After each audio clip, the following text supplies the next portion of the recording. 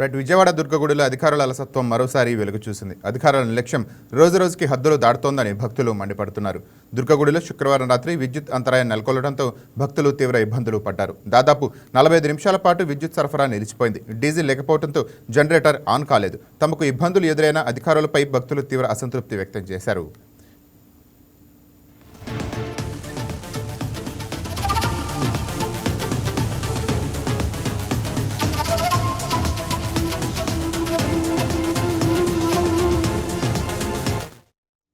రెడ్డిగా దీనిపై మరింత సమాచారాన్ని విజయవాడ కరెస్పాండెంట్ బిందు ఫోన్ ద్వారా అందిస్తారు. రైట్ బిందు, చెప్పండి. రైట్ రాజేంద్ర, విజయవాడ ఇంద్రకీలాద్రి అమ్మవారి దేవస్థానంలో నిన్న రాత్రి 9:10 మొత్తం ఆలయం మొత్తం విద్యుత్ సరఫరా నిలిపివేయడం జరిగింది. దుర్గగుడిలో విద్యుత్ అంతరాయం కలిగింది. అయితే సరఫరా నిలిచిపోయిన 15 నిమిషాలు గడిచినా కూడా పునరుద్ధరణ కానీ విద్యుత్ కి సంబంధించి అక్కడున్న భక్తులు తీవ్ర ఆందోళన వ్యక్తం చేశారు. ఇంకా జనరేటర్ సమస్యకు సంబంధించి కూడా అందులో అంటే అందుబాటులో లేని ప్రక్రియలో అయితే ఇక విద్యుత్ లేక జనరేటర్ లేక భక్తులు ఇబ్బంది పడ్డారని చెప్పుకోవచ్చు.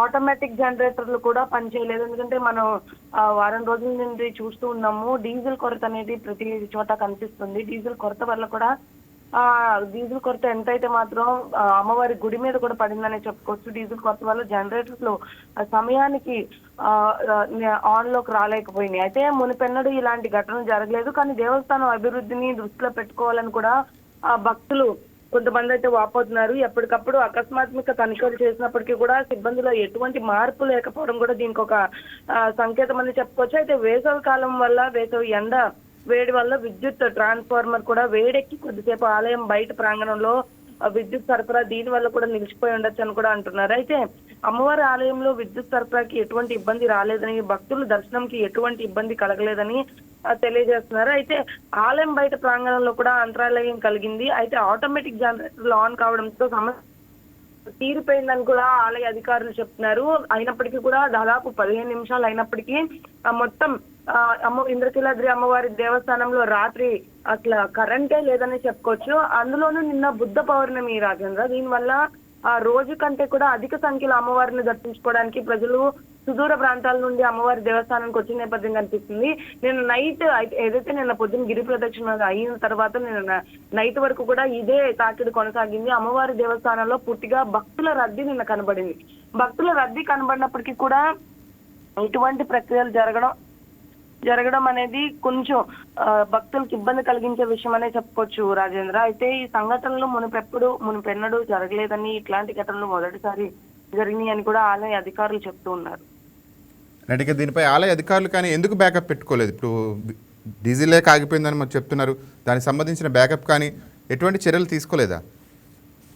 అంటే ఈ వేసవికాలం ఎండల కారణంగా ఇంత అంటే దాదాపు 42-43 డిగ్రీలు వేసవికాలం ఎండలు ముదురుతున్నప్పటికీ ఇటువంటి పరిస్థితి రాదేమో అని ముందుగానే అనుకున్నారు. అయినప్పటికీ ప్రతి దాని మీద దృష్టి పెట్టిన అధికారులు పవర్ కట్ మీద దృష్టి పెట్టలేకపోయారు.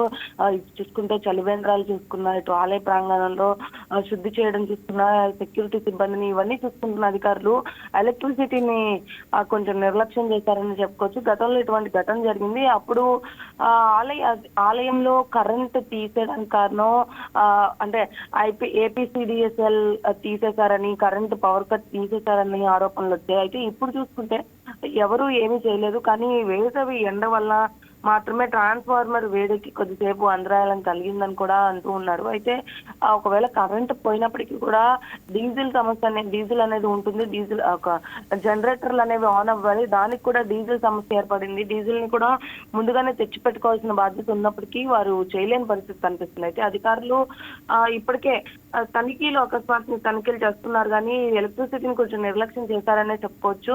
అయితే రానున్న రోజుల్లో ఇటువంటి ఘటనలు మళ్ళీ పునరుద్ధరణ కాకుండా చూసుకుంటారని కూడా వాళ్ళు యువ చిన్న నాయకు తెలిపారు.